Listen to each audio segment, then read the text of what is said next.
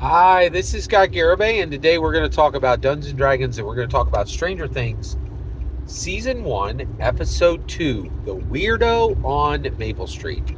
So I've completed my Dungeons and Dragons Dungeon Master viewing of all 4 seasons of Stranger Things, and I want to talk about Stranger Things from the perspective of a Dungeon Master. All right, so let's jump in. So at this point, 11 has been rescued by the core 4 minus 1. Okay. So we have Mike Wheeler, we have Dustin Henderson, and we have um, Dustin Sinclair, Lucas Sinclair. Okay. We have Lucas Sinclair. Now, Dustin, Mike, and Lucas. Okay.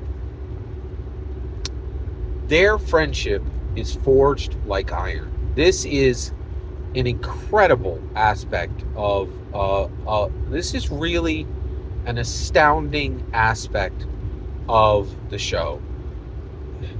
The Duffer Brothers, in my humble opinion, are saying throughout this entire show that these children trained on Dungeons and Dragons are more capable of managing a global crisis than U.S. government workers, American law enforcement officers, and American adults, American suburban adults. That's incredible, right? But one of the ways the Duffer Brothers established this is they established that Dungeons and Dragons has given these kids everything, right? The biggest thing is it's forged their friendship in iron, right? And where there are many other friends, right? But they don't work as a team. Whereas literally Dustin and Will and Lucas have been trained by Mike to work as a team. And Mike knew how to train them because of the red box. Literally the red box. The red box is shown in in Stranger Things, and it is truly astounding to just see what the statement of this television show is. It is astonishing, right? And so basically these young men are these boys who are in high school, I'm sorry, are in junior high, and actually they're going into high school. Actually, they're in transition in every way, right? But they are there to help 11, right? Now immediately they begin arguing, right? Mike says, okay, we need my parents to help us, right? Because we need to feed her, we need to clothe her, we need to shelter her, right? And so he wants to go to his parent, his mother, right? And he hatches this plan where she'll go around and she will, and 11 will say, hey, I need help, right? But 11's like, heck to the no. You cannot tell your parents about me. And the reason why is bad men are looking for me.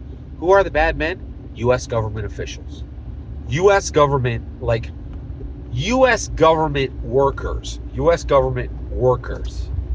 Like, they put her in a lab, they experimented on her, and that is very bad, right? Very bad, right? And so, fortunately, Mike's like, okay, I believe you. This is another thing, right? She is already talking, right? She has already given signs that there is a supernatural problem. A supernatural problem. Okay? A global crisis that has a supernatural nature. Okay? And she's saying you cannot trust any adult, any American law enforcement, or any American, you cannot trust any U.S. government worker. You cannot trust any American law enforcement. You cannot trust any American suburban adult. None of them. Because none of them will believe you. And she is spot on correct. Our world has zero ability outside of religious circles, none of which belong, which neither Lucas, nor Mike, nor Dustin have any connection with, right? None of them have any ability to process the supernatural. That was right in 1983. That is dead on right in 2024. All right, so they're 41 years later, and we are still in the same place. All right, if you were to announce any supernatural occurrence to the U.S. government, to American law enforcement, or to a fellow American suburban adult, none of them would help you. Right? They would immediately like, I need to get you to a couch worker with a tablet, right? And we'll start the work on you, and we'll pile you up with some acronyms, and you'll get shoved to the side. That's it. Like, and so 11 is really serious about this, and is like, y'all's need to recognize, man. Y'all's need to recognize, right? You cannot report me to anybody, right? And so she is correct, right? What's interesting is Mike, Dustin, and Lucas are, because they have been trained by Dungeons and Dragons to do root cause, right? Root cause analysis on the problem, identify the problem, and then find a solution quickly. And they also have been trained, right? Like we saw it at the beginning of episode 1. Like Mike is like, you guys don't have time to commiserate on this anymore. You have the information you have to make a plan, and you have to execute that plan immediately. And that's exactly what Lucas, Dustin, and Mike do, all under intellectual, emotional, and spiritual strain from the missing Will Byer. They are missing a quarter of their heart, a quarter of their mind, right? A quarter of their soul is gone because the core 4 is down to 3, right? But even under all that strain and all that pressure, they are able to lean on their Dungeons and Dragons training and come together, right?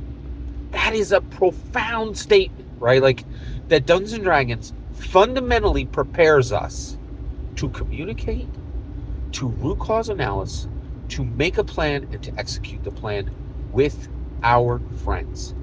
That is incredible. That is an incredible statement by the Duffer Brothers, in my humble opinion. That is astounding, right?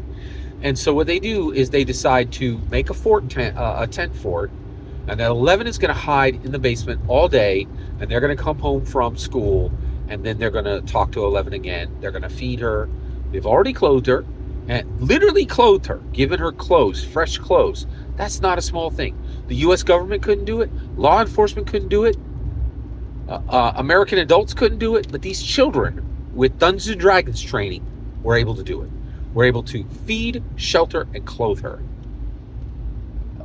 Half the cities in America, we just built a $2 billion train station that doesn't have chairs, right? Like, but these guys set up a tent fort for this poor girl, right? And made sure she was clothed, fed, sheltered. Now you even look to a city. They can't even put up a chair for you in a train station. That's where we are. Like, man, it's bad, right? But the statement of the Duffer Brothers in Stranger Things season 1 episode 2 is actually throughout all of Stranger Things, in my humble opinion, is absolutely astonishing. I am so happy to be talking with you about Stranger Things. It is one of my favorite things in the world because it rubbed its face on Dungeons and Dragons, and everything Dungeons and Dragons touches turns to gold. And everything the OSR and the Indies touch turns to ash. Like, the tabletop role-playing game industry, in my humble opinion, is nothing but Dungeons and Dragons at this point. Right? It's incredible. I am honored to be speaking to you about Stranger Things right now. I'm very outrageously giddy excited about it, about Stranger Things season 5. And this discussion I'm having with you is me getting ready for the best celebration of Dungeons and Dragons we've ever had, which is Stranger Things season 5. Every single word you just heard is my humble opinion. The important part is when I get to hear your humble opinion, when you get in the comments and send your traffic. Please consider subscribing, and have a fetch millennium.